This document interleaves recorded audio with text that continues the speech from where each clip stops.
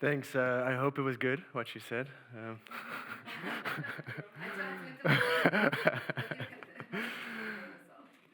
Good to be here. Thanks to CFLA for inviting me.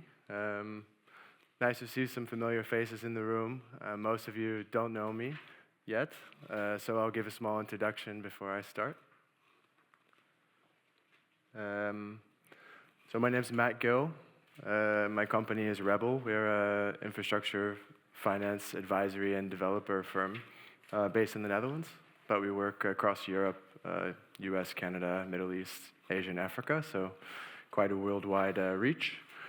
Myself, I've been working in this field about 20 years, first in New York for 10 years, and the last 10 years more worldwide, in both mature and emerging markets. My specialty is project finance and helping bring concrete infrastructure projects, PPPs, to fruition. So that's both from the public side and the private side. So I've worked on projects as a developer and an investor in PPPs, as well as a public sector advisor. And that goes for my firm as well. So just a word about Rebel. We're about 25 years old, based in Rotterdam, 10 offices around the world. We act as advisors, but also as developers. And in our home markets in the Netherlands and Belgium, we are a market leader. And like I said, we work internationally quite a bit. A few of our most recent success stories are the R4 project in Belgium. That was a highway project which reached financial close in 2024. That was over €1 billion, and it won the European Infrastructure Deal of the Year. And one thing I'm here to talk to you about today is our work in Belgium on the Flemish schools PPP program. So I'll have a few slides on that later, go into more detail. And in Latvia, we have been active before. We were advising one of the bidding consortiums on the Kekava bypass project. And we're actively looking at a few other projects in the region, both in Latvia as well as Lithuania. So I've been asked to speak to you today about some of the themes we've already been hearing. Thanks to Deanna for a few translations earlier. I hope you can understand me, by the way, in my American accent. So three main topics. I want to tell you a little bit about our experience, strategies for delivering smaller projects. It can be more challenging to do as PPP, but there are really good success stories around Europe and around the world for how to do that in a good way that brings value to government. Yes, EU funds is always an interesting topic. We'll give a few reflections on how we've seen EU funds being used to deliver PPPs in Europe. And I will tell you a little bit, give you a few little mini case studies so you get a sense of, in particular in the school sector, social infrastructure, what's being done around Europe, and specifically our firm's experience in Belgium. So what is small? Depends, basically. If it's a big country, they might say 50 million is small. In smaller markets, it's usually 10, 20 million is seen as small. There's no one answer to that. But the main thing is that most PPP programs are focusing on larger projects, also for good reason. It's maybe more strategic politically. Government feels like you can move the needle more with a larger project. And there's also more market interest from the private side in larger projects. However, smaller projects are equally as important in government, and PPP can be used to achieve these smaller projects and a lot of the benefits PPP can offer. Usually that is social infrastructure or municipal services. So think about schools, healthcare, street lighting, public buildings, sports facilities. I've heard a few of those things mentioned by Reynes earlier. You're all here in the PPP field, so I won't go through the value drivers for PPP, but these can also be achieved on smaller projects. So yeah, what are some of the challenges? You're probably, most of you are probably aware, but just to kind of summarize what we've seen, typically you will have sub-sovereign contracting authorities, so municipalities, for example, or in other countries, provinces. Oftentimes, a single municipality may not have very many projects that can be done as PPP. So then it's even more of a challenge because it's such a learning curve to learn all the PPP concepts and documentation and financing and process. And they say, why should we do all of that if there maybe is only, we only need one courthouse. We only need one university or big high school or whatnot. So it's very dispersed. I mean, I come from the US. It's estimated that there are about 10,000 different potential contracting authorities in the US if you look at the municipal level and state level. So each authority has to go through its own learning process. I've been a part of a few of those, and it's fun, but it's also challenging. Of course, the limited capacity, I think it was mentioned in the survey, the responses from the municipalities. If you haven't done it before, it's quite a new approach. And like I mentioned, if you see the opportunity to do it again and again and use your knowledge, then you're more motivated to go through that learning. If you say this is a one-off, then they're less motivated. The costs and the human resources. So I think it was mentioned by the last presenter, the transaction advisory process is quite intensive, it's long, and it's not cheap, especially for larger projects. So that is a deterrent for smaller projects. If you have a 500 million euro capital project, then €1 million for transaction advisors might seem reasonable. But if you have a $10 million project, it seems too much, right? PPPs, for government officials that aren't used to it, they seem more complicated, they're unfamiliar. The procurement processes are more rigorous, let's say, and different than traditional procurement. And the private financing aspects is quite a different ballgame in PPP, usually, than traditional procurement. Finally, I think this was also mentioned, that it's harder to attract market interest for smaller projects because a developer or a lender says, well, it's going to take me the same amount of work to develop a bid for a small project as a bigger project, or similar amount of work. But then the amount I can invest, the amount I can earn is much less. So that's less attractive to me. So how can we address some of these things? A few ideas. Bundling, it's been mentioned a few times. Affordable housing here in Latvia is a great example of that. Bundling similar assets. This is also used very frequently for schools, for healthcare facilities, for street lighting. Where I'm from in the US, there was a state that had a lot of bridges, like rural bridges, that needed maintenance. So they did a PPP for about 600 bridges in one PPP. Small bridges, huh? But bundling smaller assets is probably the most obvious way to get more scale, get more efficiency, and get more market interest. It doesn't have to be a huge bundle the first time. So we've also seen it effective. If I'm a developer, a foreign developer, who wonders whether I should invest time in getting involved in the Latvian market, I'm not only looking at a specific project, but also the pipeline.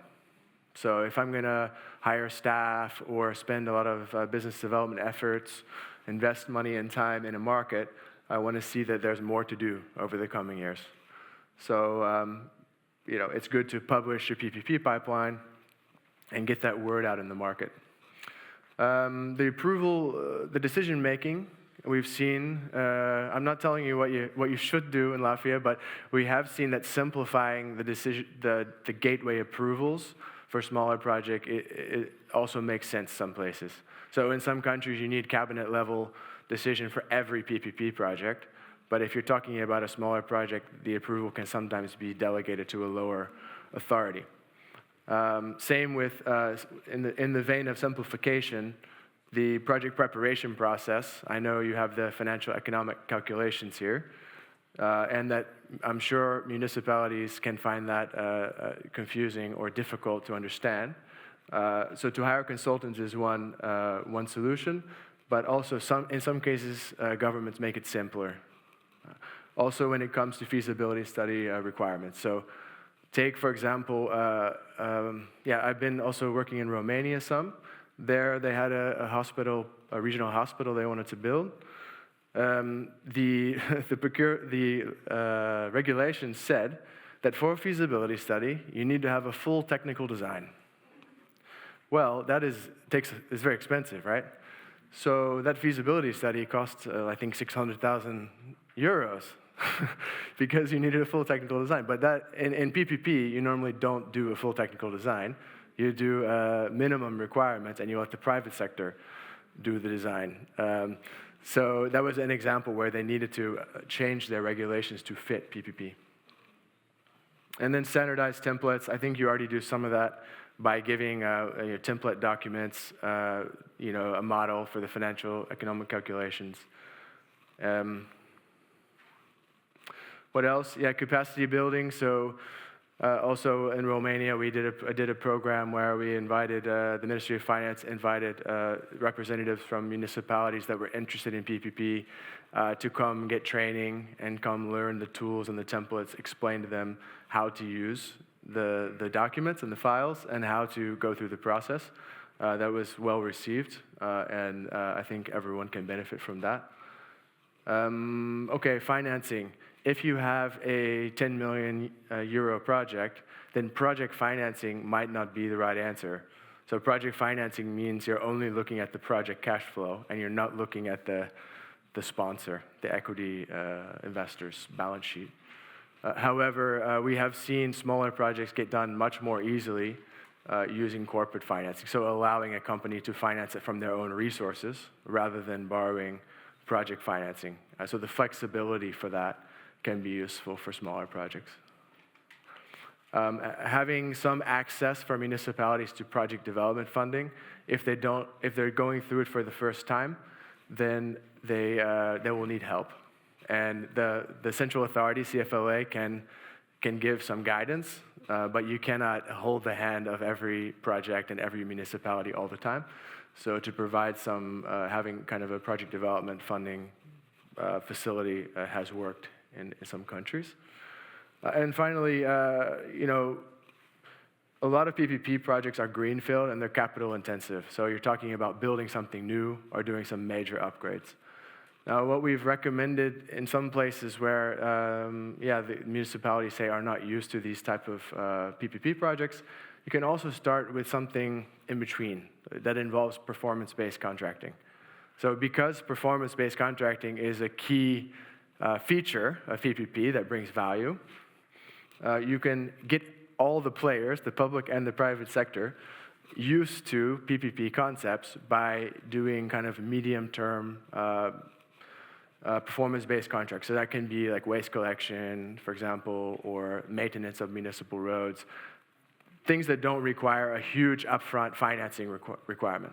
But that gets everybody used to the ideas behind PPP.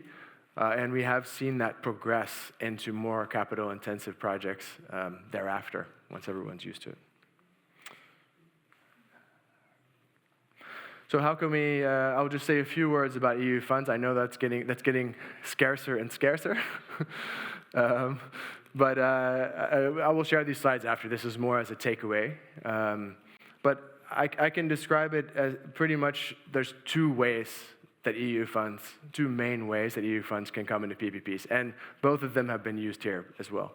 One is on the public side, basically the government channeling its EU grant funding into programs or instruments that support PPP projects. So as an example of that, hold on, I'll hold that thought. The other one is sort of direct involvement of, say, EIB in giving loans. So if you take Kekova bypass, for example, EIB gave, I think, a 61 million euro loan for that project. So the EIB was the lender. However, there was actually an EU guarantee backing up the loan. So from what used to be called EFSI, it's a total acronym soup, right? This EU funding.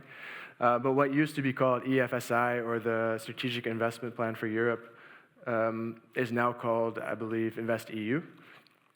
but they actually guaranteed the loan in Kekava to allow EIB to loan to riskier projects such as PPPs.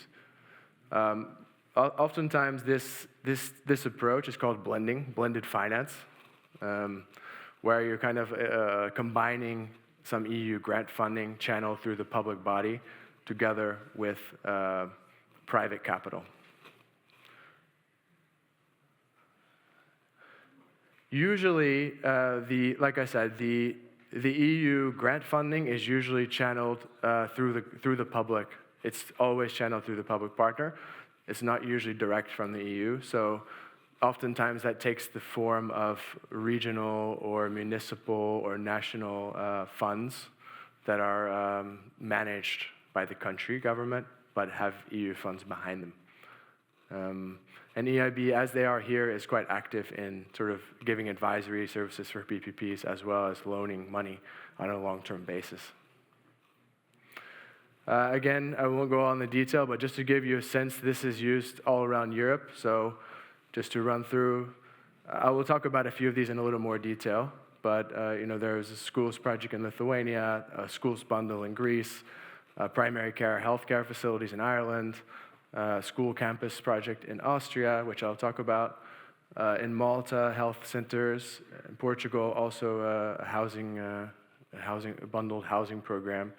These are all examples of sort of, you can see on the project value there, these are anywhere between 13 million to say 60 million, most of them. These are smaller projects, which also involve EU. And you'll notice that these are all social infrastructure, because most of the EU funding is targeted at social infrastructure, whether that's healthcare, school, education, and the like. We'll talk focusing on schools because I don't have a lot of time, and that's kind of the theme. So a little bit more details to give you a better sense. Next door, this was I think this was signed about 5 years ago. Next door in Lithuania. This kind of ticks all the boxes, this project. So this was a bundled project for 2 schools and a new sports facilities, swimming pool, plus renovating 2 new schools and building one new one plus a sports facility. It involved cooperation between 3 small municipalities. It was delivered through an availability payment PPP contract, and it's won a bunch of awards for its kind of innovativeness. Baltcap was actually the private equity investor in this project. So what are some of the success factors that could be replicated here? So CPVA is the equivalent of CFLA in Lithuania, but they provided kind of the center of excellence, much as CFLA does here, to the municipalities. They combined multiple assets into one. They also had a big focus on energy efficiency, which also helped of the buildings, which helped get more EU funding because it ticks the criteria for some of the EU grant money. Scalable. So the private partner here actually took this model, this success story, and has implemented in Poland as well as Ukraine on similar projects. So once you establish a model that works, it's much more easy to replicate, both within your country as well as in other countries. Here, again, this had some EU grant funding behind it through a local municipal fund. And it also blended together with a private bank, SEB bank loan. So I think this is a great example of what can be done here as well. This was a very small project. This was only 13 million of investment. So it's possible.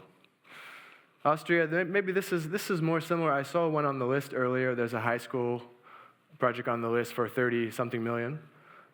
This is a project in Vienna, or actually it's in Wien, Austria. This was where they bundled 2 high school campuses together into a PPP. 25-year contract, and an availability payment construction.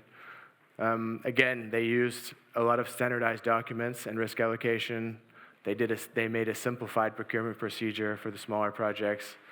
And by bundling, they were also able to get an integrated campus design. So when you bundle things, it's not just about throwing as much as you can in the pot. It has to make some sort of sense.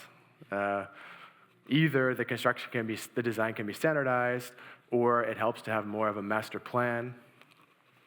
And this is an example of that. Greece. Greece is really good at using EU money. This is one example.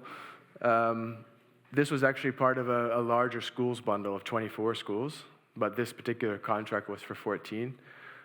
In this case, the EU money was actually used as subordinated debt to make it possible for commercial lenders and the EIB to provide cheaper senior debt. And again, I think this is through the Jessica Urban Development Fund program,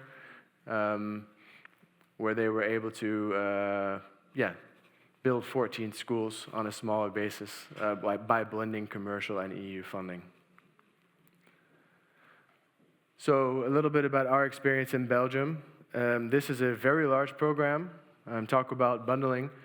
So far, the Flemish government, as you're probably aware, Belgium is divided into 2 regions. Flanders is one of them. So the Flemish government has delivered about 250 schools so far under this program, which started in 2007, actually. It's been a while. So they have actually had a progressive experience where they've procured waves of schools, starting in 2007 with a big one, a big procurement, and then basically learning lessons from that process and adapting for the next waves. So it's kind of interesting to study like lessons learned from places like this, which started with one idea. It worked. They built 182 schools that cost over €1 billion with a single PPP developer. But that left some things to be desired. So in the second wave, starting in 2018, there was more desire. Let me go to the next slide here. Yeah, this gives more information. But on the first slide, it was just one DBFM contract for 182 schools. That's because they had a huge backlog. They wanted to do a big one and catch up with their school infrastructure. The second wave, they decided to decentralize it because there was a desire for school boards and regions or municipalities to define more unique, kind of tailor or customize the schools more than a national or than a large program would allow. And so there they hired a single equity partner, of which Rebel is one of them. And then that private partner is responsible to tender the construction and design of batches of schools, between 1 and 8 schools at a time. And then the third wave recently started, and this one they kind of went in between. So this one, they decided to make 3 regional groups of schools, batches, of about 30 schools each.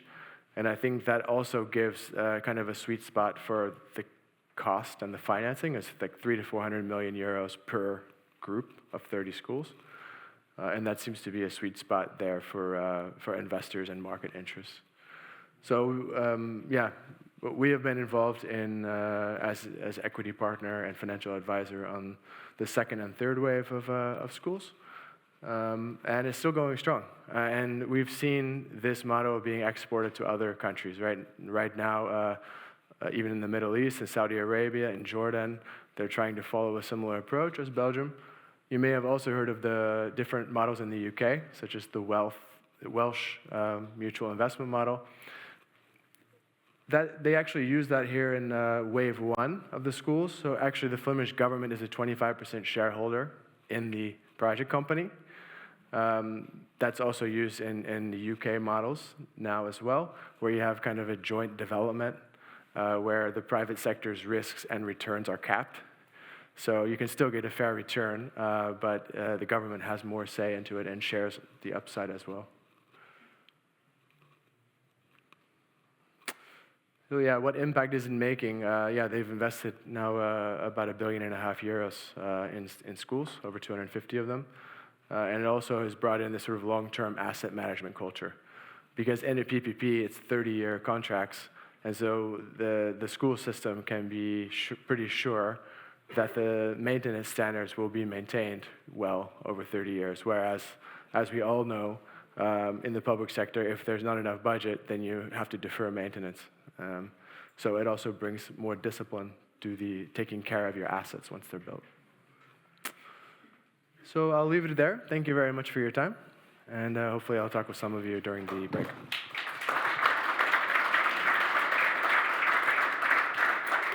Thank you, Matt, very much. All the presentations, also yours, are already available on our website, so they are published. There you go. Yeah, thank you very much. Thanks. Yeah. Lielas paldies Metam, un visas prezentācijas, atgādināšu, ir jau pieejamas mūsu mājaslapā, proti varat ar tām iepazīties, studēt, analizēt, izmantot arī lektoru kontaktus, uzdot varbūt jautājumus tiešā veidā. Bet izstāstīšu pavisam īsi par to, ko Mets izklāstīja savā prezentācijā. Mets pievērsās šim jautājumam, kas ir Latvijā, protams, mums ļoti aktuāli, mazāka mēroga PPP projektiem, un īpaši skolām, kā arī tam, kā piesaistīt Eiropas Savienības fondu naudu šādiem projektiem. Galvenais vēstījums, mazs projekts nenozīmē mazu nozīmi. Daudzas cilvēkiem svarīgās investīcijas, skolas, bērndārzi, nelielas veselības iestādes, pašvaldību ēkas, bieži ir nelieli projekti pēc budžeta, bet ar lielu ietekmi uz konkrēto novadu vai pilsētu. Šādiem projektiem, protams, ir savas problēmas. PPP sagatavošana maksā dārgi. Juristi, finanšu un tehniskie konsultanti izmaksā līdzīgi kā lieliem projektiem, bet summas ir mazākas. Pašvaldībām bieži trūkst pieredzes, nav savu PPP speciālistu, un PPP iepirkuma process ir sarežģītāks nekā parastam būvdarbu konkursam. Līdz ar to maza projekta dēļ var šķist, ka birokrātija ir par lielu. Kā ar to tikt galā? Viens risinājums ir apvienot vairākus objektus vienā PPP projektā, piemēram, vairākas skolas vai skolu kopā ar sporta halli un baseinu. Tas dod pietiekamu apjomu, lai projekts būtu interesants bankām un investoriem. Otrs risinājums – valstī skaidri parādīt tirgumu, ka šīs nav vienreizējs projekts, bet plānots PPP projektu kopums. Trešais – radīt vienotus līgumu paraugus, risku matricas un finanšu modeļus, ko pašvaldības var izmantot, nevis rakstīt visu no nulles. Tāpat ir vajadzīgas institūcijas, kas pašvaldībām praktiski palīdz, gan metodiski, gan ar reāliem projektiem. Par Eiropas Savienības fondu lomu. Eiropas Savienības fondi un PPP nav pretrunā, tie var ļoti labi strādāt kopā. Eiropas Savienības grantu vai aizdevumu veidā var nosekt daļu no kapitāla ieguldījumiem, savukārt PPP struktūra nodrošina, ka privātais partneris uzņemas būvniecības un uzturēšanas riskus. Rezultātā pašvaldībā ir saprotams un pa spēkām esošs maksājuma grafiks, bet iedzīvotāji iegūst modernu infrastruktūru. Mets minēja vairākus piemērus, kā šo ir izdevies savienot Kauņas rajona skolu projekts Lietuvā, Vīnes skolu kampus, Flandrijas skolu programma Beļģijā un tā tālāk.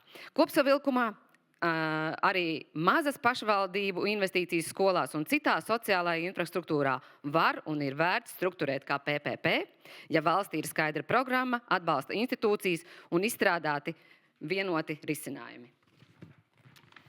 Nu tā. Paldies.